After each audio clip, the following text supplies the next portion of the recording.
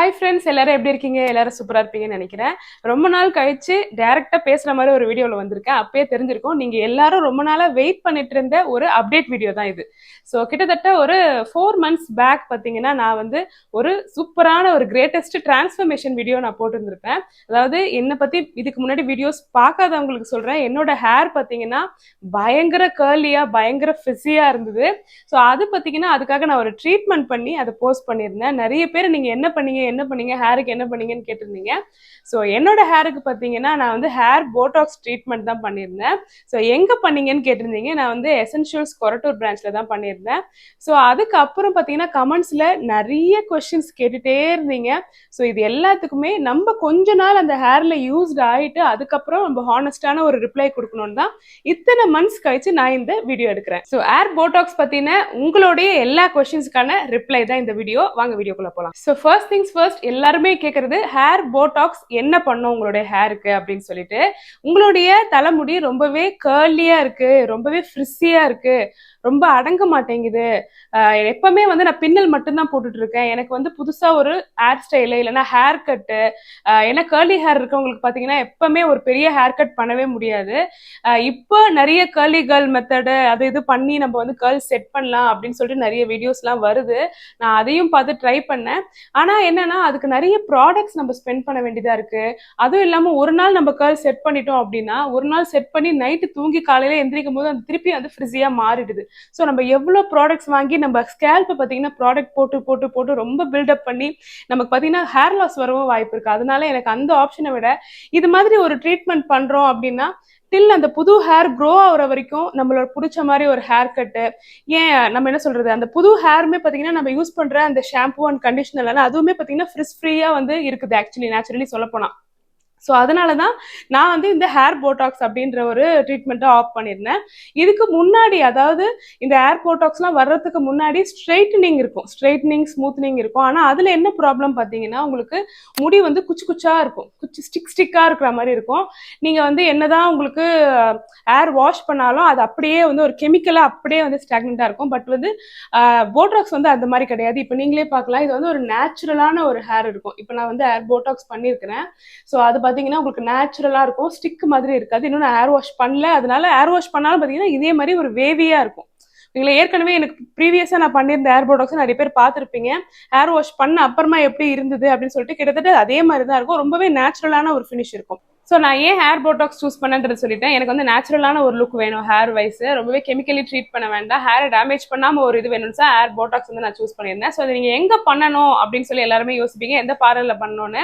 என்றைக்குமே hair சம்மந்தமாகட்டும் skin சம்மந்தப்பட்ட விஷயங்களாகட்டும் எப்பவுமே வந்து ஒரு ரெப்யூட்டடான சலூன் நீங்கள் சூஸ் பண்ணுங்க. என்ன பிராண்ட் ஆஃப் ப்ராடக்ட்ஸ் யூஸ் பண்ணுறாங்க அது எல்லாமே ரொம்ப ரொம்ப முக்கியம். ஏன்னா நம்ம என்ன இது போட்டாலுமே அதோட ரிஃப்ளெக்ஷன் பார்த்தீங்கன்னா உடனே இல்லாமல் கொஞ்சம் நாள் கழிச்சு நமக்கு தெரிய ஆரம்பிக்கும். ஸோ நான் சூஸ் பண்ணது பார்த்தீங்கன்னா Toni and Guy essentials Korattur branch தான். ஸோ லாஸ்ட் டைமே பார்த்தீங்கன்னா எனக்கு நல்லாவே ரிசல்ட்ஸ் இருந்தது.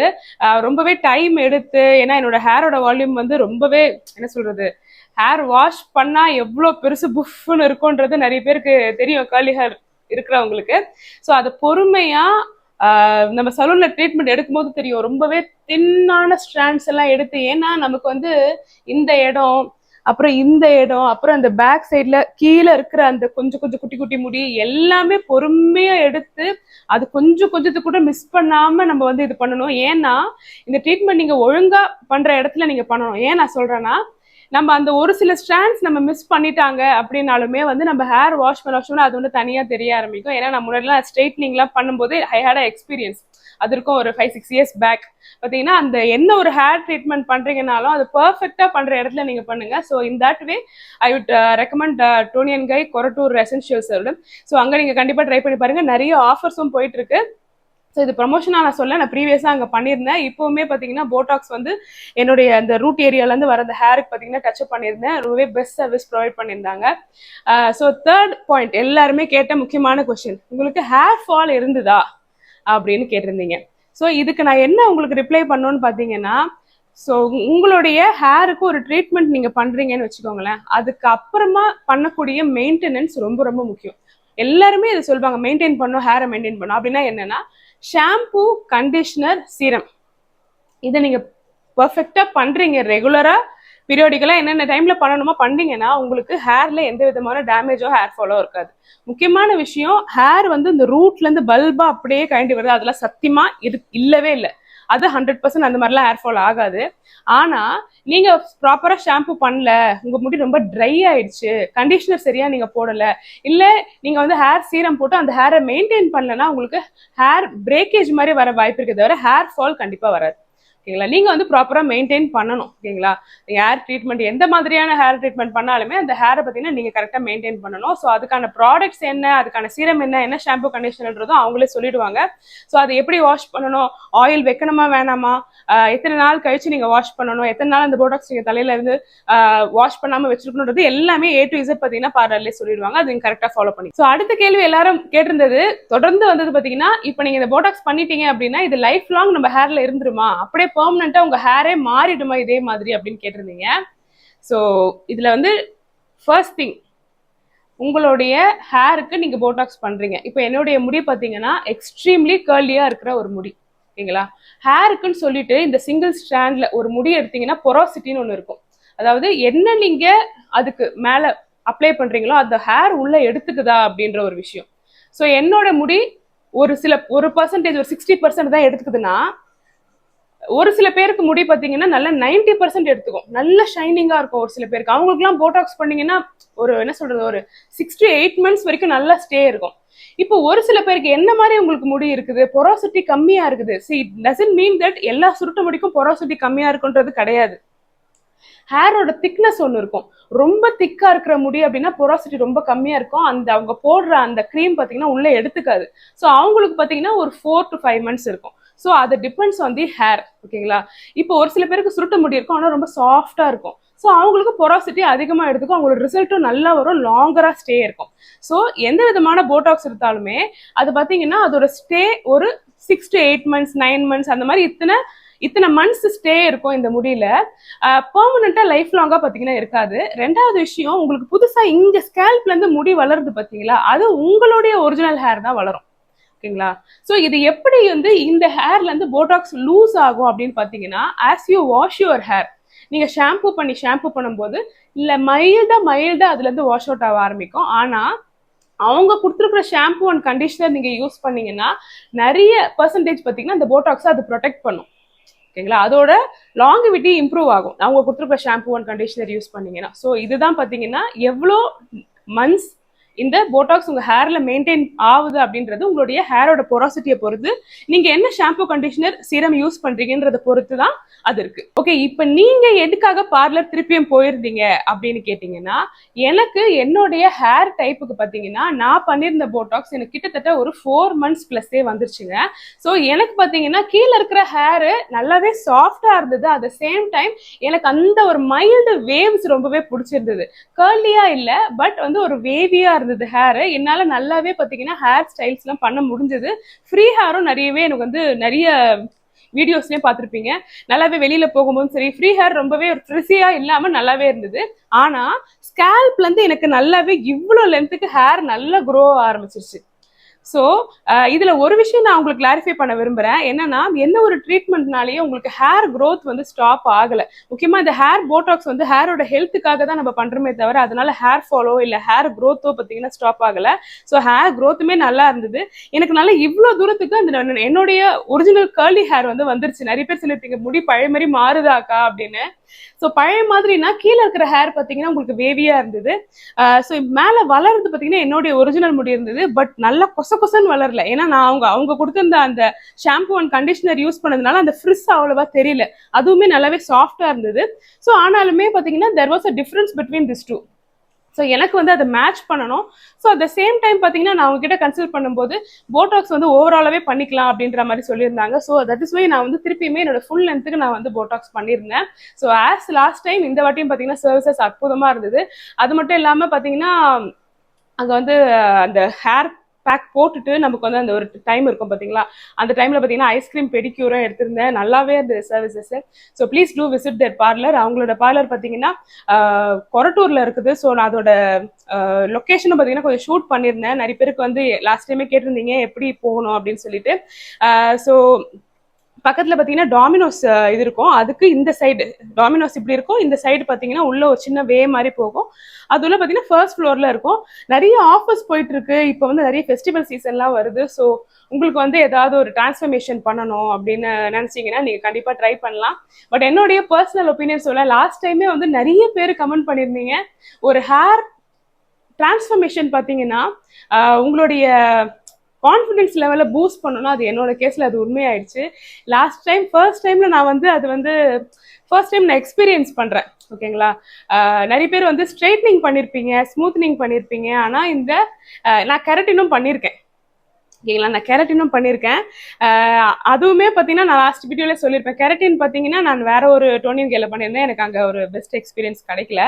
அது இல்லாமல் கெரட்டின் பார்த்தீங்கன்னா என்னோட ஹேர் வந்து அந்த அளவுக்கு அது கிட்டத்தட்ட ஒரு ஃப்ரிஸ் இருந்தது லைட்டா. பட் இந்த hair botox was really super அமேசிங்காக இருந்தது. ஐ திங்க் என்னோட வீடியோ பார்த்துட்டு நிறைய பேர் அங்கே பண்ணியிருந்ததாகவும் சொல்லியிருந்தாங்க. ஸோ விச் இஸ் ரியலி சூப்பரான ஒரு விஷயம். ஸோ உங்கள் யாருக்காவது நீங்கள் இந்த ஃபெஸ்டிவல் சீசனுக்கு ஒரு டிரான்ஸ்ஃபர்மேஷன் பண்ணணும்னு நினச்சிங்கன்னா கண்டிப்பாக Toni and K essentials corporate பிரான்ச்சை விசிட் பண்ணி பாருங்க. அவங்களோட டீடைல்ஸ் நான் டிஸ்கிரிப்ஷனில் கொடுக்குறேன், பின் கமெண்ட்லேயும் கொடுக்குறேன், செக் பண்ணி பாருங்க. பை. இருங்க வீடியோ இன்னும் எண்ட் ஆகல. லாஸ்ட் டைம் வீடியோலேயே நிறைய பேர் கேட்டிருந்தீங்க, அங்கே போய் பார்லரில் என்ன ப்ரொசீஜர் பண்ணாங்க உங்கள் ஹேருக்கு அப்படின்னு ஒரு வீடியோவை எடுத்து போடுங்கன்னு. ஸோ அதுதான் பார்த்தீங்கன்னா இப்போ நீங்கள் பார்க்க போகிறீங்க, ஹேர் போட்டாக்ஸ் எப்படி பண்ணுறாங்கன்னு. போன உடனே பார்த்தீங்கன்னா உங்களுக்கு ஹேர் வாஷ் தான் ஃபஸ்ட்டு ஸ்டெப்பு. நீங்கள் என்ன தான் வீட்டில் வாஷ் பண்ணிட்டு போயிருந்தாலுமே அங்கே பொறுமையாக உங்களுக்கு உங்கள் ஹேர் ஸ்கேல்ப் எல்லாமே டீப்பாக பார்த்தீங்கன்னா க்ளீன் பண்ணிடுவாங்க. அதுக்கப்புறம் பார்த்தீங்கன்னா உங்கள் ஹேரை ஸ்ட்ராண்டாக எடுத்து உங்களுக்கு வந்து அந்த போட்டாக்ஸ் அப்ளை பண்ணுவாங்க. அதுக்கு முன்னாடி நல்லா ட்ரை பண்ணிடுவாங்க. ஈவன் வந்து சம்டைம்ஸ் அயனும் பண்ணிவிட்டு ஃபுல்லாக ஒரு துளி கூட ஈரம் இல்லாமல் ஃபுல்லாகவே ட்ரை பண்ணிடுவாங்க. ஸோ இந்த ஸ்டெப் பார்த்தீங்கன்னா ரொம்ப ரொம்ப முக்கியமான ஸ்டெப்பு. இதுக்கு வந்து ரொம்ப டைம் எடுத்து ஒரு சின்ன முடி கூட விடாமல் பார்த்தீங்கன்னா உங்களுக்கு வந்து பண்ணுவாங்க. இப்போ இதுதான் பார்த்தீங்கன்னா என்னுடைய பிஃபோர் லுக்கு. ஆஃப்டர் லுக் உங்களுக்கு நான் காட்டுறேன் பாருங்கள்.